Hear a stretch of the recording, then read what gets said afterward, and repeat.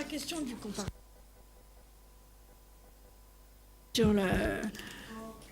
je trouve un peu fort de café qu'on se revendique trop souvent, très souvent, y compris à titre politique de l'identité, quand ça nous arrange, et que quand on est confronté à des problèmes, on s'en défie. Alors, il faut savoir ce qu'on veut. Ou bien on s'intéresse à qui on est, et à ce moment-là, il ne faut pas faire de comparatif, parce qu'il fallait déjà commencer par énoncer la question en elle-même.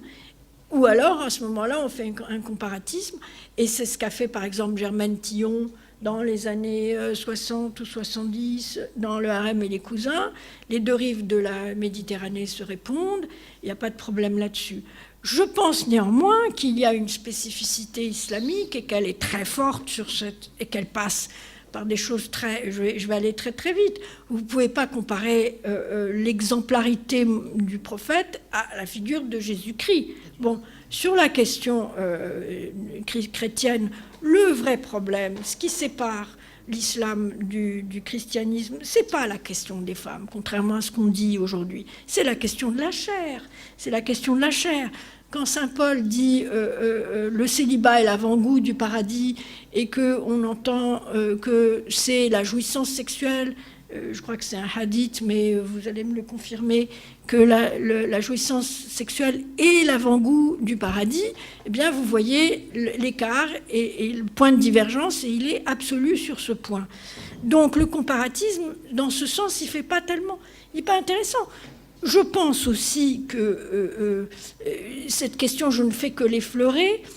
Originellement, ce travail faisait le double, et je dois à mon éditrice la clarté que quelqu'un a soulignée, enfin c'est toi, le fait que, bon, on ne peut pas tout traiter, on est obligé de faire des choix. Et moi, j'ai fait le choix de ne pas parler des chrétiens, de ne pas parler des sociétés contemporaines, de ne pas parler des masculinités, de ne pas parler de ce que les Américains ne cessent de revendiquer, le male bonding, des choses comme ça.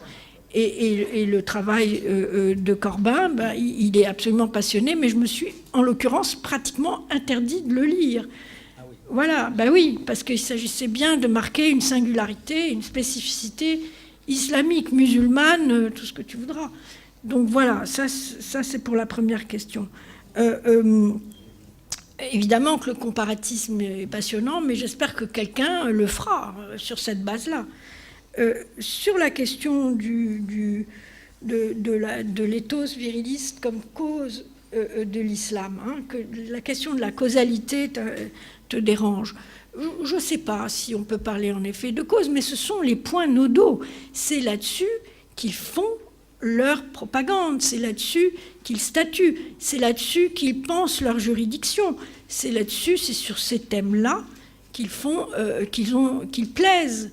C'est la question de la crise de la masculinité qui n'est jamais énoncée et qui est universelle, on la voit arriver partout, et encore une fois, la montée des populismes dans le monde l'exprime de manière patente.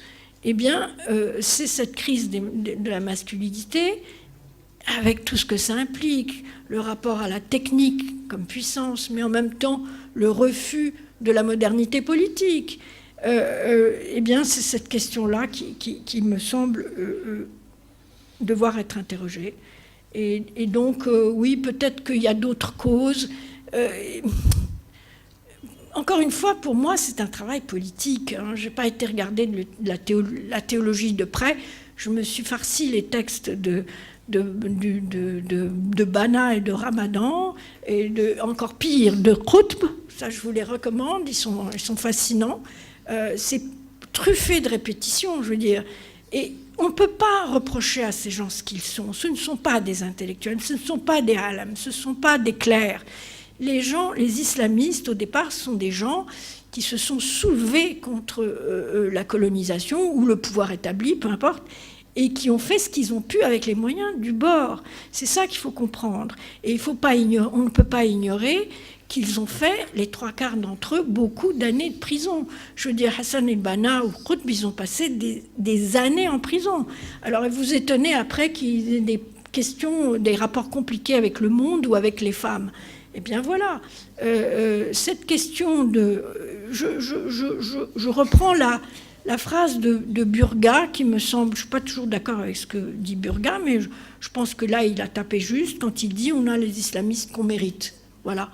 Et c'est le seul espace qu'on a trouvé, qu'ils ont trouvé. À partir du moment où vous avez des répressions et où la question de la modernité politique n'est pas comprise et n'est pas intégrée, eh bien, il ne faut pas s'étonner qu'il y ait une régression intellectuelle comme celle qu'on vit aujourd'hui. Et je regrette qu'il y ait, de le dire, ce sont des gens pieux, les Marocains sont pieux, les musulmans sont restés dans la piété. La sécularisation qui a eu lieu dans les années 60, 50 et auparavant était finalement très superficielle. Et c'est ça qu'il faut construire. C'est pour ça que je dis que notre avenir est dans la construction d'un masculin et pas simplement dans la libération des femmes.